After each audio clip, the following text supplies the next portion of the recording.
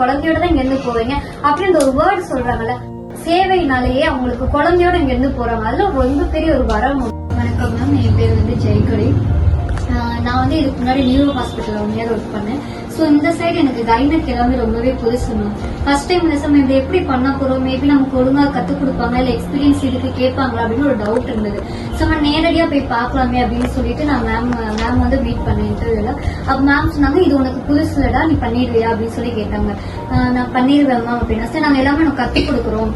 அந்த வார்த்தை வந்து ரொம்ப பெரிய விஷயம் மேம். ஏன்னா கத்து கொடுக்குறோம் அப்படின்னு சொல்றது ரொம்ப பெரிய விஷயம். நான் கத்துத்தாரே, நீ கத்துக்கோ அப்படின்ற மாதிரி எனக்கு சப்போர்ட் பண்ணாங்க.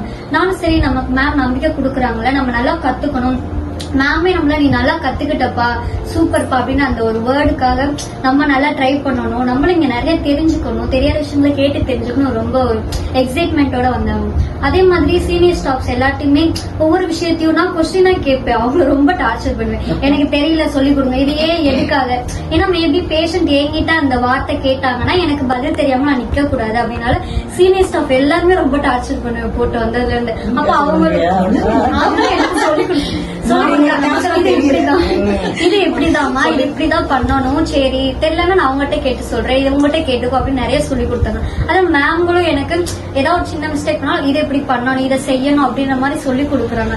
அந்த ஒரு கைண்டா பேசுறது ரொம்ப ஒரு நல்ல ஃபீலிங்கா இருக்கு. ஏன்னா டாக்டர்ஸ் மேபி எல்லாரும் நல்லாதான் பழகும், ஒரு சிலர் ரூடா பேசுவாங்க. நான் இது வரைக்கும் ரூடா பேசி பார்த்தது இல்லை. டாக்டர்ஸ் இதுக்கு முன்னாடி ஒர்க் பண்ணாலே கைண்டா தான் எங்க டாக்டர்ஸ் பேசினாங்க. பட் இங்க மேமும் அதே மாதிரி அந்த கைண்டோட ஒரு புது பொண்ணு வந்திருக்காங்கன்னா அந்த கைண்டோட சொல்லி கொடுக்கறது ரொம்ப பெரிய விஷயம்.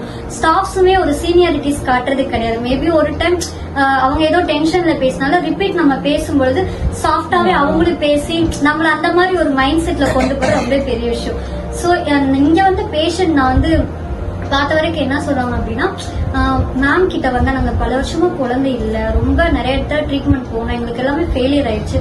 பட் இங்க மேம் கிட்ட வரும்பொழுது எங்களுக்கு வந்து பேபி வந்து ஃபார்ம் ஆயிடுச்சு, எங்களுக்கு ஒரு குழந்தை பிறந்திருக்கு, எங்களுக்கு ரொம்ப சந்தோஷமா இருக்கு அப்படின்ற மாதிரி நிறைய பேர் சொல்லி நான் கேள்விப்பட்டேன். நேர்லயும் பார்த்தேன், பேசுறதையும் நான் கேள்விப்பட்டிருக்கேன். அதே மாதிரி மேம்கள ஒவ்வொரு பேஷண்ட்டையும் அவ்வளவு தெளிவா எக்ஸ்பிளைன் பண்றாங்க. பொதுவா டாக்டர்ஸ் ஒரு சிலர் வந்து அவ்வளவு டீடைல்ஸ் எக்ஸ்பிளைன் பண்ண மாட்டாங்க, இப்படி இப்படின்னு சொல்லிட்டு விட்டுருவாங்க. பட் மேம் வந்து அவங்க பேஷண்ட் கேட்கிற அவ்வளவு கொஸ்டினுக்கும் அவ்வளவு பொறுமையா வந்து இது இப்படிதான், இதுக்கப்புறம் இது பண்ண போறோம், நீங்க கவுன்சிலிங் அவங்க அட்டெண்டர்ஸ் ஹஸ்பண்ட் யாருமே கோஆபரேட் பண்ணீங்கன்னா நீங்க அவங்கள கூட்டிட்டு வாங்க, நான் பேசி நம்ம ட்ரீட்மெண்ட் ஃபாலோ பண்ணலாம் அப்படின்னு அவ்வளவு பேசும்போதே ஒரு நம்பிக்கை கொடுத்துறாங்க. கண்டிப்பா குழந்தை கிடைக்கும், குழந்தையோட தான் இங்க இருந்து போவீங்க அப்படின்ற ஒரு வேர்டு சொல்றாங்கல்ல, அந்த வேர்டு தான் பேஷண்ட் ரொம்ப ஒரு கான்பிடன்ட், ஒரு நம்பிக்கை தருது. சோ அந்த வேர்ட்னாலே என்னவோ நாங்க பண்ற அந்த பிரேயர்ஸ்னால, அந்த ஒரு கைண்ட்னஸ்னால, அவங்களோட அந்த சர்வீஸ், அந்த ட்ரீட்மெண்ட், அந்த ஒரு சேவையினாலேயே அவங்களுக்கு குழந்தையோட இங்க இருந்து போறாங்க. அதுல ரொம்ப பெரிய ஒரு வரம், ஒரு கிஃப்ட். அது கடவுள் மேம்க்கு கொடுத்திருக்காரு, மேம் மூலியமா இங்க இருக்க எங்க எல்லாருக்குமே கொடுத்திருக்காங்க. அது ரொம்ப சந்தோஷமா இருக்கணும்.